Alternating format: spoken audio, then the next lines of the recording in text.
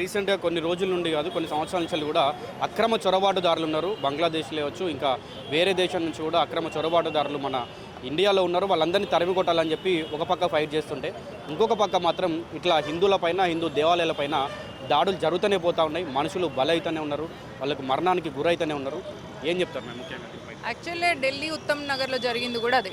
అక్కడి నుంచి వెళ్ళి కటిక హిందూ సమాజాన్ని జరిపిస్తే అక్కడ మొత్తం ముస్లింలు వాళ్ళ రాజ్యం, వాళ్ళ బస్తీ ఏర్పాటు చేసుకుందాం అనుకున్నారు. ఆ నుంచి టెర్రరిస్ట్ కార్యకలాపాలు చేయొచ్చు. దేశ రాజధాని కాబట్టి అక్కడ ఏమన్నా ఏమంటారు లా అండ్ ఆర్డర్ని డిస్టర్బ్ చేయొచ్చు అన్న ఆలోచనతోని వీళ్ళు కటిక సమాజం నుంచి వెళ్ళి వాళ్ళని అక్కడి నుంచి వెళ్ళి వెళ్ళగొట్టే ప్రయత్నం చేసింది. ఎవరు వెళ్ళిపోకపోవడంతో వీళ్ళు పగబెట్టుకున్నారు. ఇప్పుడు ఏం జరిగింది, ఇక్కడ ఏదైతే తరుణ్ మీద అటాక్ జరిగిందో ఇప్పుడు పోతారు అని వాళ్ళు ఆశపడుతున్నారు. కానీ వీళ్ళ ఇల్లీగల్ కన్స్ట్రక్షన్స్ అన్నిటిని కూల్చడం ఒకటి, అక్కడ సెక్టర్ సి దగ్గర ఇల్లీగల్ మసీదు కూడా ఉంది. ఆ మసీదుని కూలగొట్టడం అనేది ఇంపార్టెంట్. ఎందుకంటే ఢిల్లీ హైకోర్టు నుంచి కూడా నోటీస్ ఉంది ఆ ఇల్లీగల్ కన్స్ట్రక్షన్ దాన్ని తీసేయాలి అని. కాబట్టి ఇప్పుడు కేవలం వాళ్ళ ఇల్లులు కూల్చేస్తే వచ్చేది ఏం లేదు, వాళ్ళని ఎన్కౌంటర్ చేయాలి. Bulldozer plus encounter.